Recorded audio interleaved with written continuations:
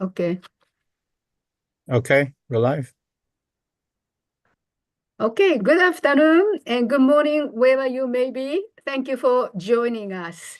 I am Tomiko Dagan, Senior Vice President of the Universal Peace Federation, USA, and coordinator for the Interreligious Association for Peace and Development, in short, IAPD, USA. IAPD is one of the associations of the Universal Peace Federation, which is a non-governmental organization that has general consultative status in the Economic and Social Council of the United Nations. IAPD Peace Forums provides track 2 diplomacy, also known as a soft power. This involves engaging people to people in person and working together peace, particularly peace and unification on the Korean Peninsula. We are looking forward to this webinar series as a part of opportunity to gain more knowledge and issues and challenges and ultimately develop the courage and commitment to make this world a better place. I would now like to invite our today's program moderator, Dr. Michael Jenkins, President of UPF International. Dr. Jenkins, the floor is yours. Thank you, Tomiko. I'm so honored to be here with you for our special forum on the principles and the ways to achieve peace in the North Korean, South Korean area of the world we call the Korean Peninsula. We're really looking forward to understanding from our expert panel how we can go forward with understanding how to bring peace in a very, very troubled part of the world. This has been the effort of the Interreligious Association for Peace and Development for many years. And we have done many, many forums and also interfaith gatherings at the DMZ and throughout Korea and throughout the world, and especially in the United States. So we have very excellent panelists for you today. I'm very much looking forward to sharing this with you. I also want to let you know that some of the panelists have are very prominent teachers and leaders for many years. So I'm not going to start in the order that was expected, but I would like to start with Dr. Tanya Edwards. She's the director of the International Affairs for the World Christian Leadership Conference. We've been longtime family and friends together, and she is doing work with the World Christian Leadership Conference, which is actually established in every continent of the world. She's been to Korea many, many times, done very special interfaith programs, but also programs that really help understand how the role of religious leaders is so critically important, even when it comes to relating with North Korea. The founders of the UPF, Dr.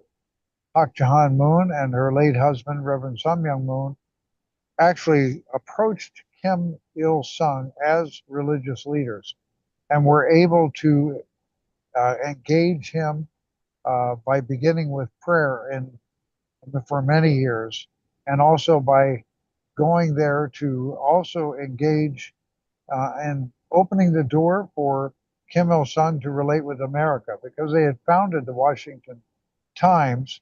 That meant that that was open for them to have some kind of influence that Kim Il Sung was really interested in.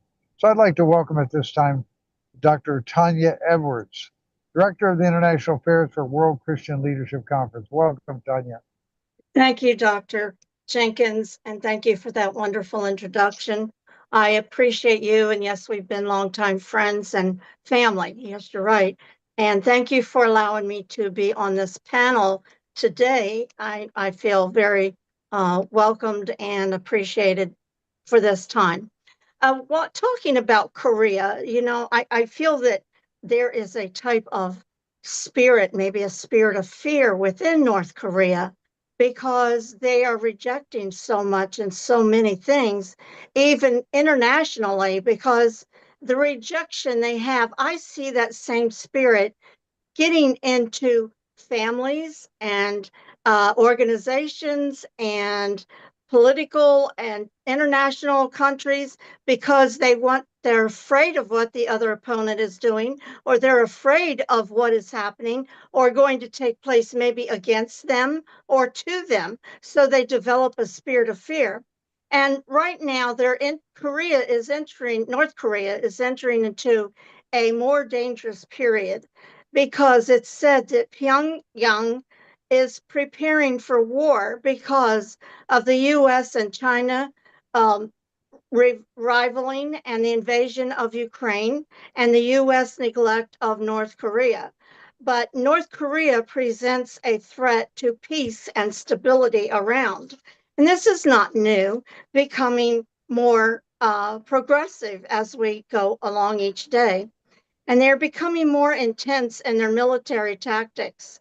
And we ask, as a Christian, and as my Christian perspective, I wanted to just state that the Korea Peninsula region has intense conflict, as we all know, and it has division over 7 decades. Since Korean won in the war ended in 1953, the North and South lived under a cloud of tension, which still prevails today. The DMZ symbolizes division, family separations, cultures, and nations, creating challenges for Koreans for the entire world. The Christian perspective is called to be peacemakers. In Matthew 5:9, it says, "Blessed are the peacemakers, because we will be called the children of God," to pursue peace actively in face of adversity. The principles of peace building guide us in addressing the challenges of the Korean Peninsula.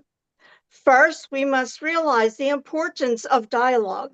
James 1:19 says, "Be quick to listen, slow to speak, and slow to anger."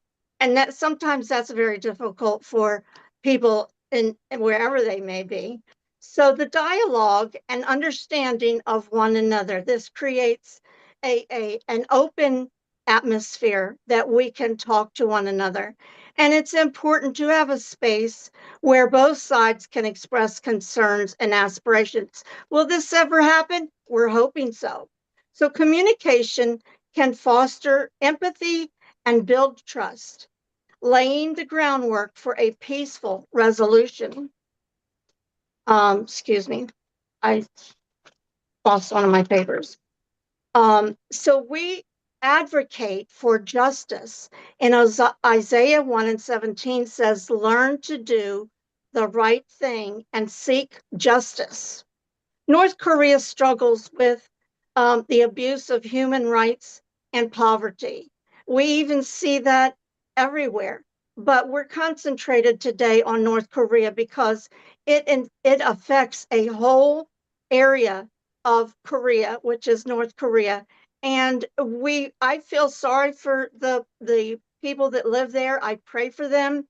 But most importantly, I pray for the leadership, because the leadership is the ones we have to get a hold of, and their heart has to change.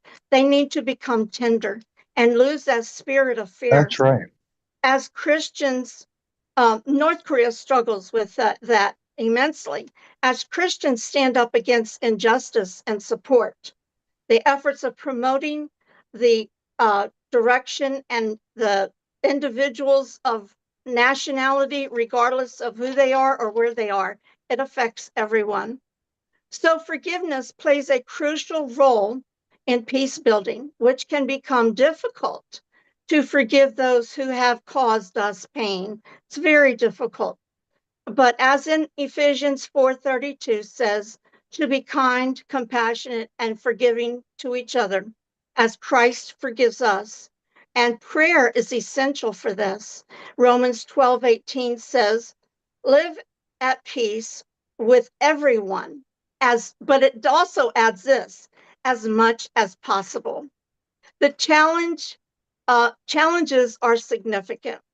And with all of this, plus international cooperation, we can look with a future where peace can reign.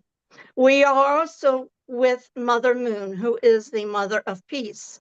And we are hoping and trusting through the Mother of Peace, through God Almighty, through prayer and supplication, that things will work out and peace will reign.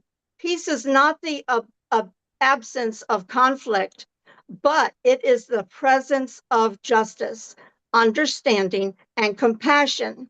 So let us all strive for peace, reflecting on the love of Christ in all that we do, prayer for removal of spirits and evil doings, evil hearts, evil minds, and we pray that from today on and from the past that everyone has been praying and for the future, that we will not only stand in prayer for our brothers and sisters in North Korea, but we will also show love to them as well as South Korea. Thank you for your time. Dr. Edwards, thank you for excellent presentation. And I know you're living in a work that really allows you to relate with all countries and all faiths and all people.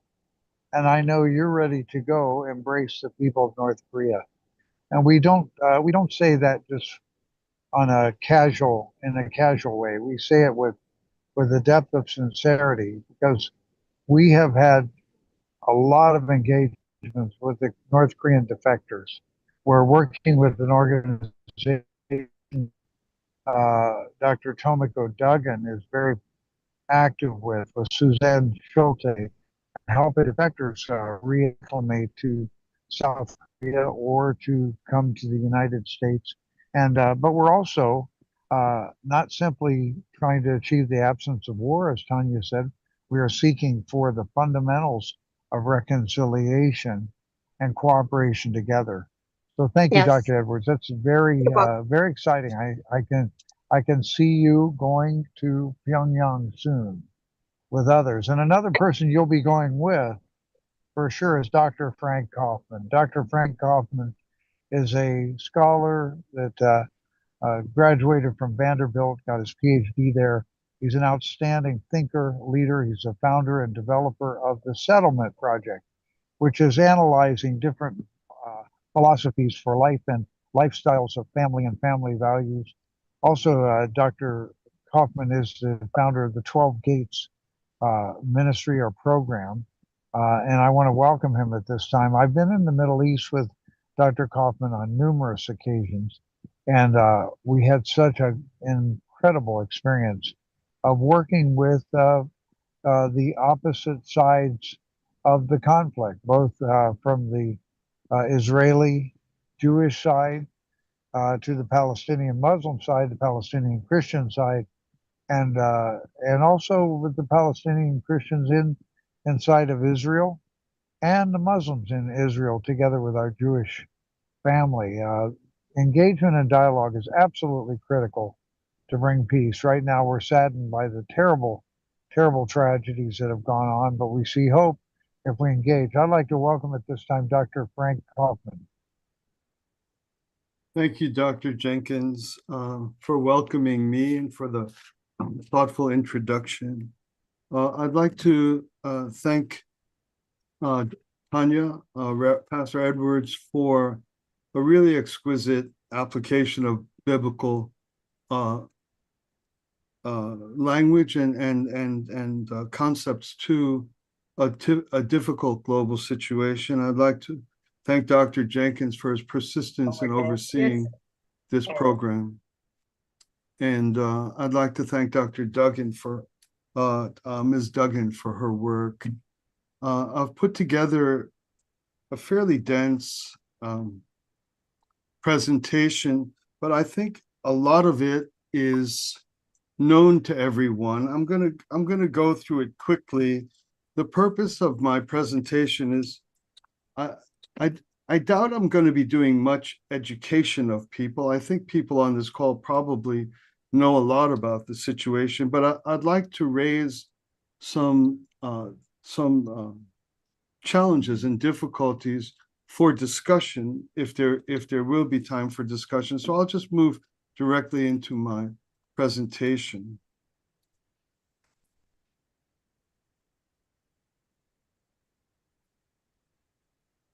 I guess people see that now. Mm. Okay, so let me just get this here. Everyone knows, I think, that June 25th, 1950 is the formal declaration of the Korean War, which closed the border. It took 3 years for the nations to be solidified as independent entities, but the border was closed, and it happened so suddenly that families did not have a chance to respond. And as a result of this sudden separation, infrastructure destruction, the bridges traversing north and south were destroyed, and civilians. Some of the civilians had some preparation or some anticipation. Most didn't, and as a result of that, 10 million individuals were separated from their families. So at the outbreak of the Korean War, the border suddenly established itself as unpassable. And suddenly 10 million individuals were separated from their own physical relatives. And that was a circumstance during the period of communist ascendancy from 1950 until 1989 or so. Communism in certain ways was competitive with the free democratic world. This World War II split that happened as a result of the outbreak of the war, it created two zones of occupation, Russia occupying the north, the United States and the global allies occupying the south. Eventually, this separated into two separate governments in 1948, and because of the nature of the occupation, which nations were occupying North and South, North Korea became a communist regime, and South Korea became a democratic regime seeking free and equal people and the democratic systems of governance. So the ideological conflict happened as a result of the geopolitical and military circumstances. This created an environment of competing ideologies. This will be important no matter what era we look at. South Korea, as a result of being perhaps occupied, I don't think South Koreans would be especially more insightful about democratic ideals. They were just occupied by the states and by the free world. As a result of following reasonable and normal and practicable economic policies and having a good structure of government, they naturally evolved into an economic superpower. That's what happens when people are free and they can work hard and not have their labors confiscated by the government. And so as a result of becoming the world's largest economy, there's a great deal of foreign investment in the South now. That has to be considered when we ponder the hopes of Korean unification or the liberation of the people in the North. So that's economically, in terms of its values, Western democratic values, human rights, individual freedoms, the rule of law, all of which makes for a country to become prosperous. Even so, the Koreans are Koreans, no matter what part of the divide, fortunate or unfortunate, and they do have a natural pride in the purity of the evolution of their culture and their race. And so during this period of time, from 50 to around 90, Korea was growing and prospering and becoming more modern, but they always have a very strong love of their culture, and rightfully so. Any of us who travel there see the beautiful blend of deep ancient history present in modern manifestation. North Korea, on the other hand, had this terrible circumstance. Marxism always ends up as totalitarianism because the state replaces God, and people are described as victims who need protection. And there you go. You'll have a protector that you hope will go away soon, namely a totalitarian government. The state is above individual rights. And of course, socialism is an entirely unworkable system of economics. And so this poor country has degenerated into great suffering, hunger and starvation, and ongoing economic despair. In 80, there was a certain degree of parity. It wasn't clear that the free world would be victorious over the communist world. The expansion of the Soviet Marxism was massive at one point, perhaps even around here. So the Soviet Union had expanded to dominate more than 2/3 of the Earth's population. America was holding its own at home, although it was badly infiltrated by communists. But America's deep and strong. Communists didn't stand that much of a chance in the U.S. simply because when you work, you earn, and when you earn, you start to rise in class. So the Marxist idea of class oppression doesn't work when you have people working and earning and raising up in class. But in 80, there was parity militarily, economically, and in terms of hegemony. And so Kim Il-sung was very proud of himself, very bold, and had this proposition of Korean unification. Of course, he dressed it up in very flowery terms, but fortunately, the U.S. and its protector in South Korea were not really very inclined to abide by these notions of independence, peace, and great national unity. And we all know people who can command attractive language who will be bad for you if you listen. So Korea, the Korean efforts at unification failed. They intensified their ties with China and with Russia at the time, both communist. But now that Russia in 89 fell, its communist regime fell, and the country, at least in my estimation, it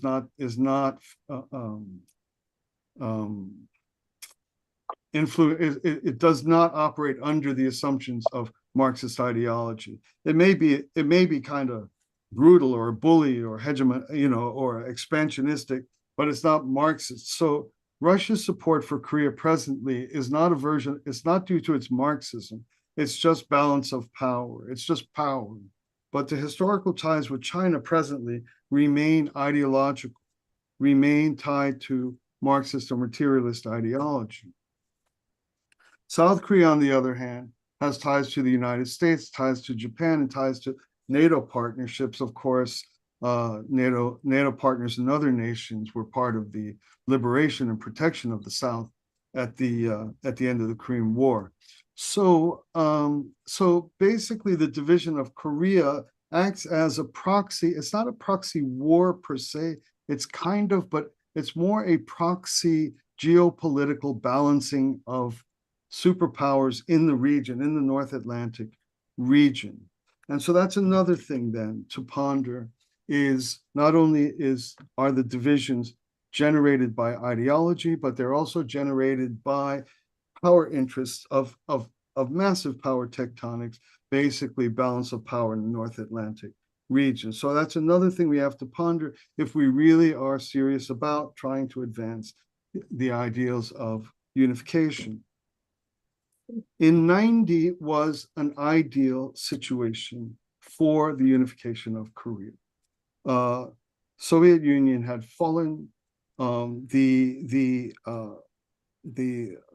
appeal of Marxism was starting to decline, and the 10 million individuals were still alive and well, approximately 50 years old. And so the greatest single thing, I believe, that has the power to insist upon or demand the unification, Korean unification, reunification, is that your own mom or dad or brother or sister or uncle or cousin, you can't get to them, you can't see them, you can't see your own relatives. And I believe the spiritual force of wanting to reunite families is one of the only things, honestly, that has the power to dominate such massive things as ideological forces and power tectonics, the likes of which I just described. So there's diplomatic thaws, improved relations, high-level talks, prime ministers meeting, both nations in 91, both nations are accepted into the United Nations. 90 and 91 were the absolute best moment because the single greatest force, namely families needing to be together, is alive and well. And global affairs had come to the point where the grip of the military political embodiment of ideological force was crumbling or weakening. There were great strides happened, and tragically they were not seized upon or not effectively completed. In the interim, time has gone on, and we have come down to the number of families separated are 39,000 people. My high school, I'm a New Yorker, my high school had 5,000 people, my high school. And so this power or force or demand that Korea unite has greatly dwindled from 10 million down to 39 million. And of these 39,000, I meant to say 39,000, 70% are 80 years and older. So the push for unification is greatly diminished by the sheer advance of demography, as well as a number of issues which I'll touch upon momentarily. The younger generations, I'm not going to blame Koreans, although all apologies, I do find Koreans to be quite exceptional in their power for being consumers. But I've said it, I shouldn't have. But all modern societies, all advanced democracies that are highly prosperous, young people have become quite consumerist, and so they don't really want to adopt some giant poor country that's going to be nothing but a drain on their next capacity to buy another pair of Hermes sunglasses or something like that. So there's a decline of interest among the youth. And then of the upper people in government, who are often very, very corrupt in their pursuit of their own wealth, they're wondering or assessing whether or not the expenses or costs associated with unification are really worth the effort. So in the present moment, the circumstances in Korea, there's a very low number, but it's still pretty high, which is encouraging. 46%, less than half the people or millennials have any interest whatsoever. I still think that's fairly high, and that's an encouraging thing. On the flip side, on the north, Kim Jong-un has gone full out, full blast, no interest anymore, at least in the present moment, in ongoing relations. He's declared Korea its principal enemy. He's very aggressive into, as Tanya mentioned, into the development of his nuclear arsenal. And he's even demolished these kind of symbols of peace and reconciliation, the public art in the north, which would indicate, so it's a theatrical denunciation of any interest in unification. So we're in a very bad circumstance presently. Perhaps his old friend, the current US president, might get another handshake and a visit and a step over that little threshold, and maybe things might start to get better again. Let's hope. But here's the polling in contemporary Korea. 35% of South Koreans view unification as unnecessary. A high degree consider it as impossible, and general support for the pursuit of unification is at an all-time low. Support is only at 37%. I mentioned this, that the arguments against unification of the continent, of the peninsula, are the high economic cost, the political challenges, the social disruption, and the security risks of opening your borders and having a big, huge population of people who you don't really know well enough and even can't even read well enough to know what they're up to or what they intend for you or for your country. So I've introduced here, and this is what I mentioned at the beginning of my presentation, is what I'd like to raise questions, because I think it's necessary for serious students or people really concerned about this matter is to not confuse unification with peaceful coexistence, or there's other ways to elevate the people of North Korea, to make sure they have their rights. Unification, so to make a distinction between not wanting war and wanting peace and wanting the welfare of the people in the North, unification is only one strategic approach to seeking out those ends. And then you come into a kind of social and political inquiry into, if you want all of these things, happiness for everybody, prosperity for everybody, peace in the region, healthy trade, more prosperity, everybody getting richer. Unification is only one arguable means. There's other. So then the approach would shift from the classic, of course type view about unification, when you have all these families separated, into something more like Israel, Palestine, Azerbaijan, Armenia. Is just like two countries. Let's stop fighting and let's start helping to each other. Let's open our trade borders, etc. So,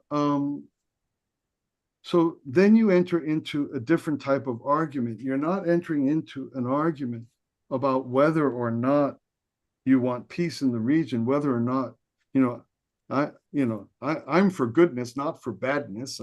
I'm for peace, not for war. It's not an argument about that. Now you've entered into an argument about what is the ideal way to pursue the greatest welfare for the greatest number of people on the peninsula. What in fact draws people toward advocating for unification rather than any of the many other ways to pursue these ideals. Here, the benefits of unification eliminates security threats, economic benefits for all. Everybody on the call probably knows about the extreme wealth of the North Korea minerals, etc. Its resources would create an enormous economic juggernaut for all of the Korean Peninsula. Would be reuniting families has almost gone. It's almost gone. There's just a few thousand people left. Really, of all the benefits, all of them could be accomplished by any number of ways of seeking to bring them to pass. Only cultural unity is the only remaining thing that unification would do. You have to somehow understand the Korean people and the Korean history to be something of such value that you don't want just two countries getting along, trading well like US and Canada, and figuring out your differences and making everybody happy and everybody rich and everybody okay. Is there something more that you need? And the only thing left to argue for that is Korean culture. Korean culture. So who cares enough about that, even inside of Korea, let alone outside of Korea, to make that strong of an argument? I myself, if I ever entered into this universe as an agent and as an active participant, I would be strongly for Korean unification for a lot of reasons. I believe the Korean culture is extremely important, and we can't afford to have on the record books a single 5,000-year-old people who were ripped apart out of geopolitical and military reasons, and especially for ideological reasons. So if there were more time, and I've probably talked too long, but if there were more time, I would go into my advocacy for Korean unification. But I think as an advocacy, it doesn't really have a lot going for it unless there's some really creative people getting in on the ground and making that case. Thanks very much. Please forgive me if I spoke too long. Thanks for your time and attention. Dr. Kaufman, thank you so much. That was perfect. We actually want you to share more, and I think we're going to have time because our speakers were so concise. We will have time for some discussion. Our next speaker, Mr. J. Frederick Arment, is world renowned as the founder and chair of the International Cities of Peace. I've met Mr. Arment on several occasions, and we're really honored to partner with him to help make cities in the world become cities of peace. As founding director of the global organization International Cities of Peace, J. Frederick Arment works with emerging leaders on 6 continents as they organize for local peace building. The organization has now reached 75 countries and 6 continents with over 400 member cities of peace. Fred was also the original founder and first director of the Dayton International Peace Museum and served as the local area as facilitator for the Peace Dayton Collaborative. In addition, he is founder of the Golden Rule Institute and developed a free set of courses on the Golden Rule for International Cities of Peace Classroom for ICP. He's the author of 4 books. His fiction work includes Backbeat, a novel of physics, and a political thriller called Synthesis, The Synthesis. His nonfiction works are The Elements of Peace, How Nonviolence Works, The Economics of Peace, Freedom and the Golden Rule, and Broadening Prosperity, both released by McFarland Academic Publishers. Welcome with me at this time, Mr. J. Frederick Arment. Welcome.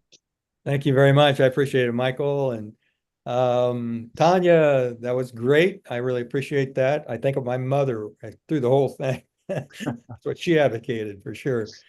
Frank, wonderful, excellent. That really brought some things to mind. And I think that's how I'm going to start. I'm going to start with what you said. Korean culture. That is a really interesting and powerful concept. And there's 5 Republic of Korea cities of peace now. And I'll show you a little bit about that in just a minute. But there's a case study that I would like to talk about first. International Cities of Peace, as Michael said, we're on all the continents now. We're in 75 different countries. We have, as of this week, 430 international cities of peace. We've grown by the end of this 2 months, we will have 15 to 20 more cities of peace in the world. And these are not just signatures. They have to really think through what it is about their city, their community, that is causing the problems that they have, whether it's for safety, whether it's for prosperity or quality of life. And then they have to develop a program, a plan, an idea for how to create more peace within the city and within the region and within the nation.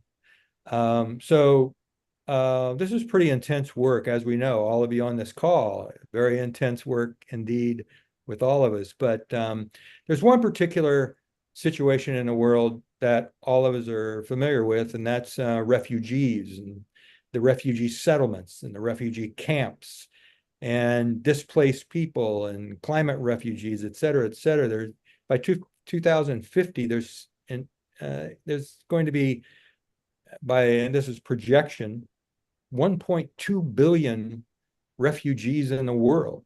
1.2 billion.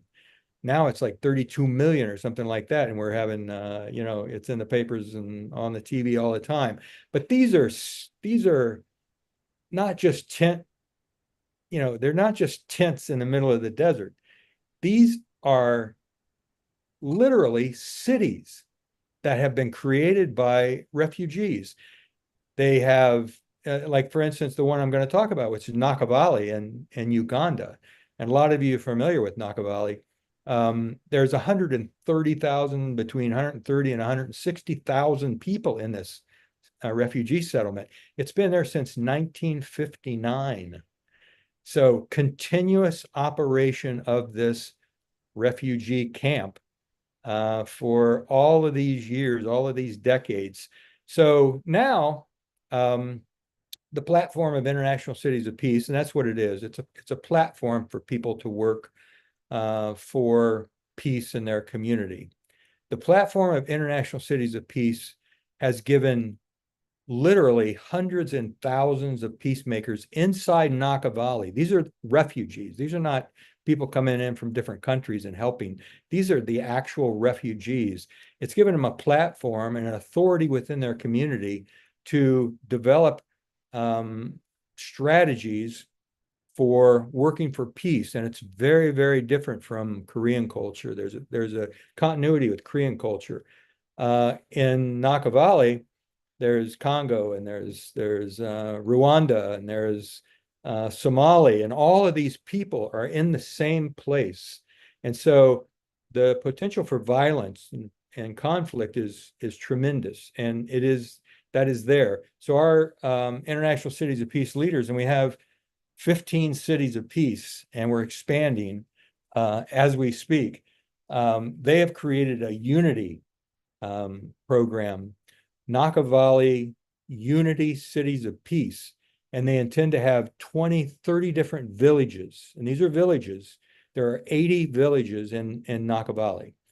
They are creating a unity program where they get together around a fire with the leaders, and the leaders come in, and they don't have any money. They don't have any, they don't serve dinner. They they basically come and they play music, or they show their artwork or something like that. Anyway, they're creating a culture of peace within the Naka Valley settlement, which is over 80 villages.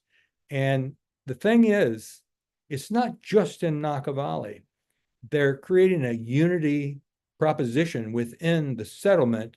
But what happens is the people from Uganda are coming into the settlement.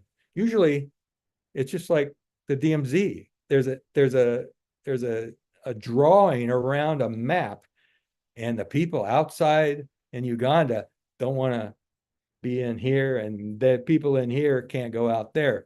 So the people in Uganda are creating cities of peace because of all these cities of peace in the settlement itself. So they're coming to the fires. And so there's potential for not only reducing conflict within Naka Valley, but also with Uganda itself. So a settlement that has a technique for reducing conflict with the country at large.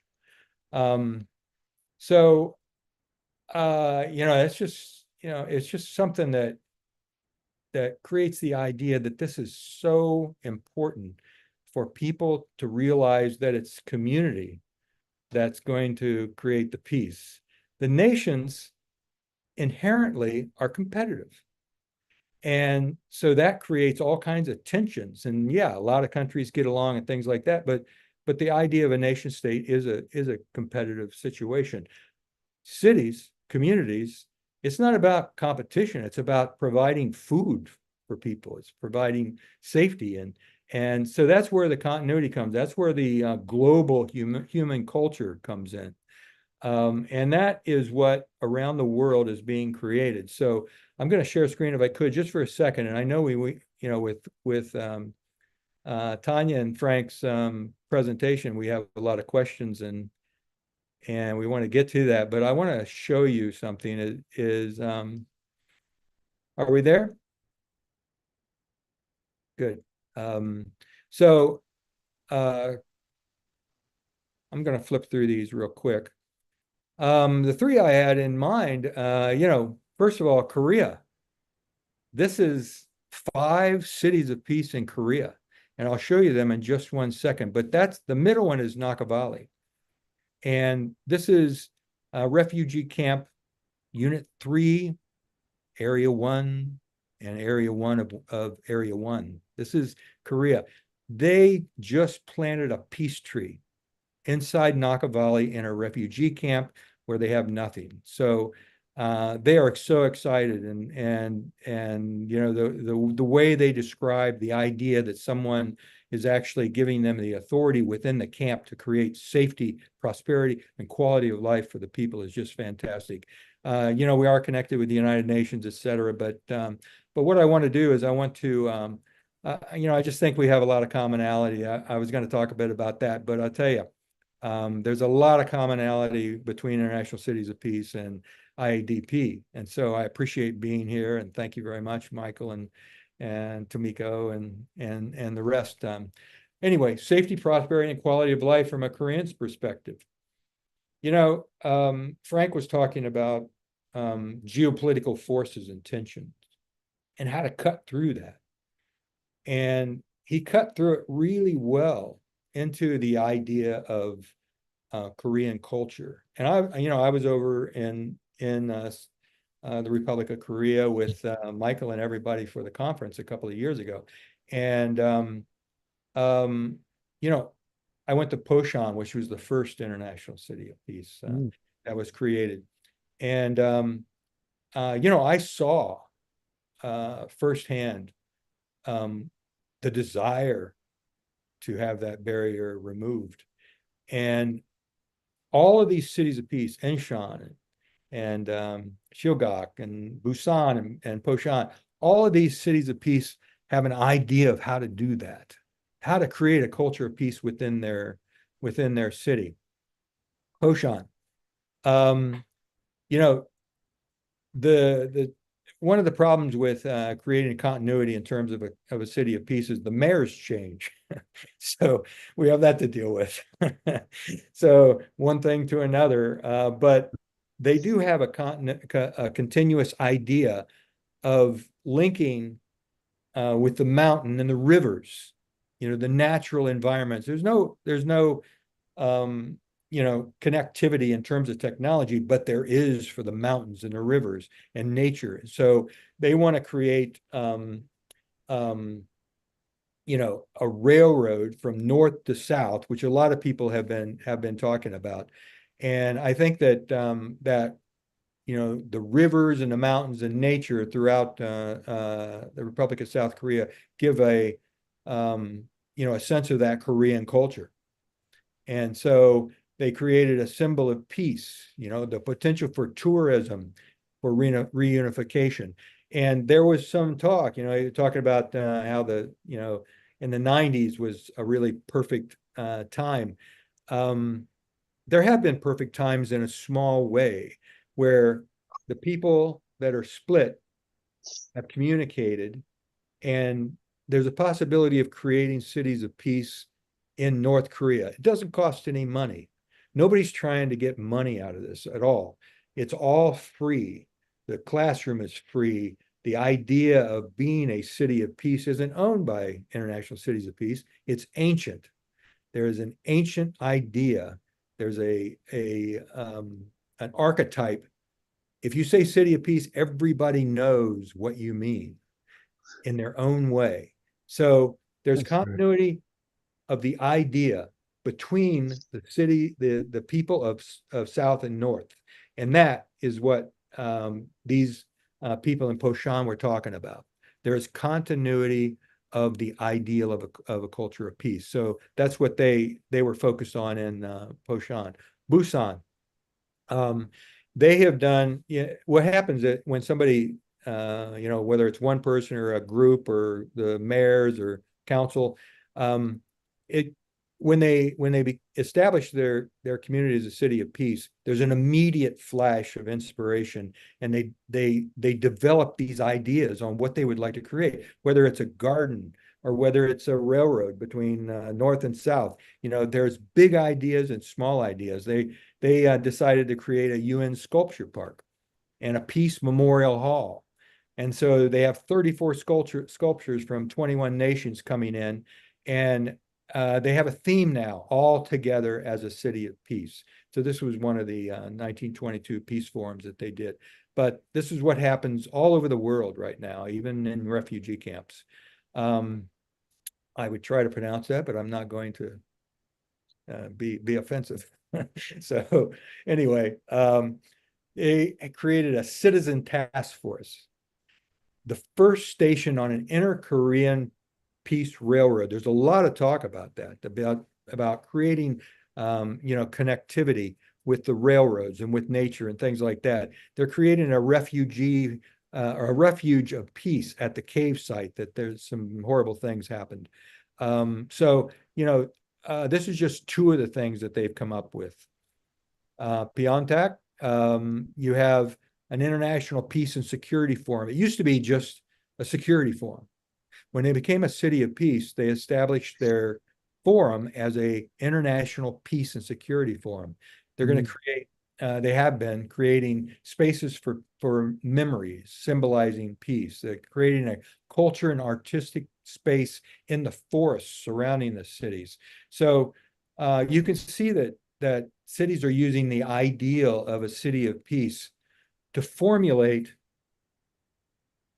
the projects and programs that can create a true culture of peace, safety, prosperity, quality of life. Those are the consensus values in the North, and they're the consensus values in the South. It starts with respect. You got to respect the North, whether they have fears or whether they are influenced, whatever. You got to respect them. They want safety, they want prosperity, and they want quality of life. So that's the continuity between. Chilgok, they have created the tagline "Places of Healing." All of these cities have trauma. And so the trauma creates all kinds of problems, just like it does in our body. If we have traumas in our body, it influences everything about our body and our physical and our mental and spiritual. So in China, I'm going to bring up China. China has 4 cities of peace, believe it or not. In Nanjing, which was the first city of peace, they have the Memorial Hall, which was about the invasion in 1938 and the trauma that is still affecting the culture in China. And what they did was, when they created a city of peace, they translated the war memorial into a center of healing rather than trauma. Wow. So they're creating a peace memorial. They're transforming the memorial idea into a place of healing in Chilgok. Inshan, this is when they announced becoming an international city of peace. They have a huge military complex there. And one of the things that they need is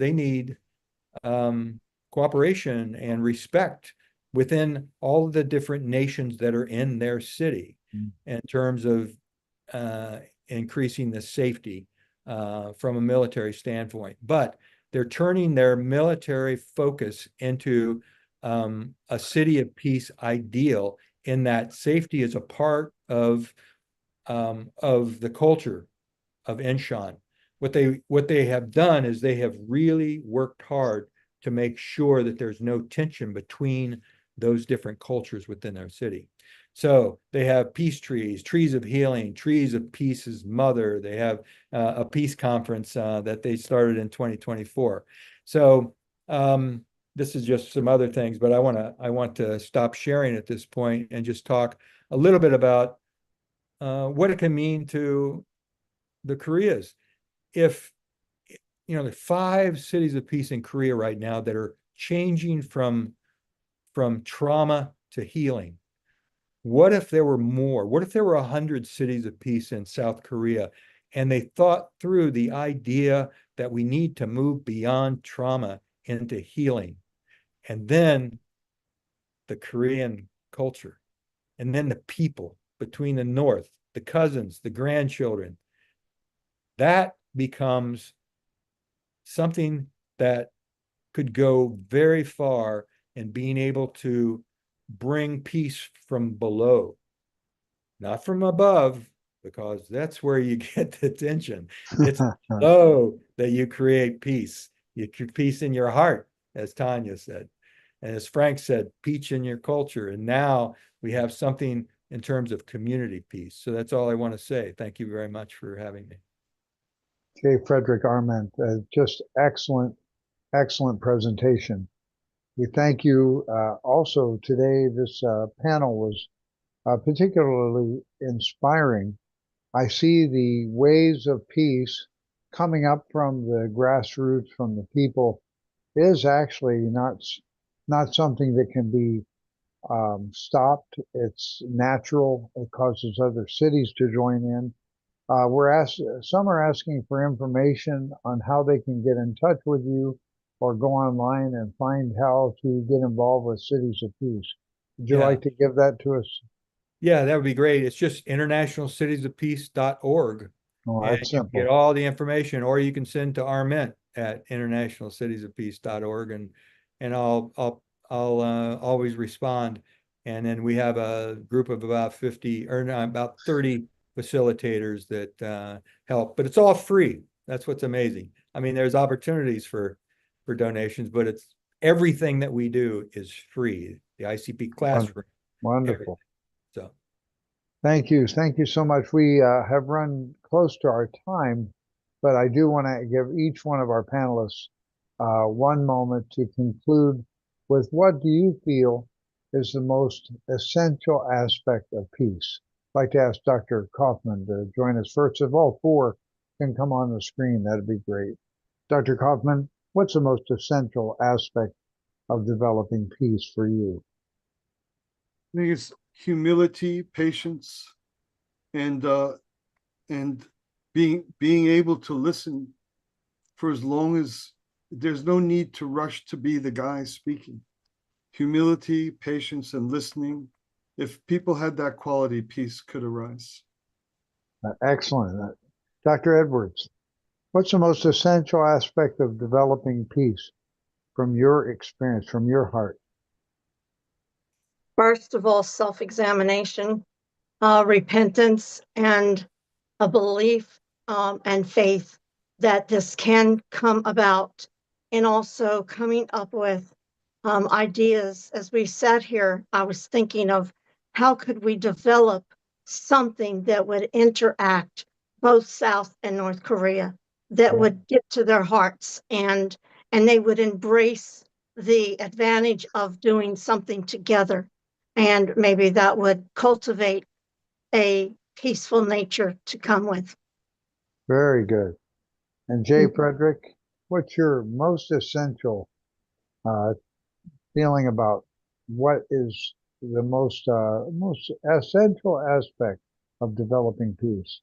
one word, respect. Okay. Respect. I'll tell you Wow. what, love of community, love of place. Respect the people inside the communities. Well, we have so much to thank you for and so much to discuss here. God was brought forward in the center. Dr. Tanya talked about faith. Without God, there can be no peace. Dr. Kaufman tells us about really not being the one to rush to give answers, but to listen and let the answers come forth. And Jay Frederick, you're amazing because I think you are growing peace throughout the world. And somebody just put in the chat here that Salt Lake City became a city of peace many years ago. That was Wendy. And it's just tremendous. We are really thankful. Dr. Tomiko Duggan, if you could come forward, we want to conclude our program. By the way, I had to be in the Uber. I had plenty of time to get home, but a snowstorm hit. So my 1 hour yes. ride became a 2 hour ride. But I made it, and thank you, Tomiko. Always, thank you. Yes, Wow, thank you so much. Yeah, it is actually snowing. I look at the window outside as we predicted. They Washington here, predicted it's snowing. Yeah, once again, thank you. Thank you so much for all these wise the knowledge that coming from your experiences and the thoughts, your heart. And so I appreciate this IAPD is, we've been challenged, of course. And because people there actually like us living in the North and people in the South. And our founder, Dr. Hak Ji-han Moon, at the age of 6, she left the North, their hometown, and now she's at the age of 82, I believe. And we can see that, like Dr. Kaufman mentioned, that the people who looked for going back to visit their hometown that they left many years ago, now getting older. So we want to, this is our desire to see once again when people here, if they can reunite, even to visit their ancestors' graveyard while Yeah, they are yeah. living in this world. That's right. So we will continue to really bringing our thoughts and ideas and awareness what's happening, what is important. And thank you so much. We respect is a really wonderful word, and then we have to practice it in our daily lives. Thank you Thank so you. much. Thank you. Thank you. God Jay bless you, Frederick, Dr. Michael Jenkins. respect, Thank you so much. respect. That's so Respect. true. Thank you, everybody. What a wonderful program. We're going to North Korea, probably 2027. We're looking at that target to have a conference in Pyongyang. Wow. And what Jay Frederick brought up about respect, that's how Father and Mother Moon were able to go to North Korea and meet Kim Il-sung and collaborate with his son, Kim Jong-il, and then Kim Jong-un, all three. And now we do think the president, President Trump, has expressed respect for Kim Jong-un. That's really why there's a door opening there too. Thank you, everybody. This is really a great, great opportunity. Very, very good. Thank you. Have a wonderful week. Thank you.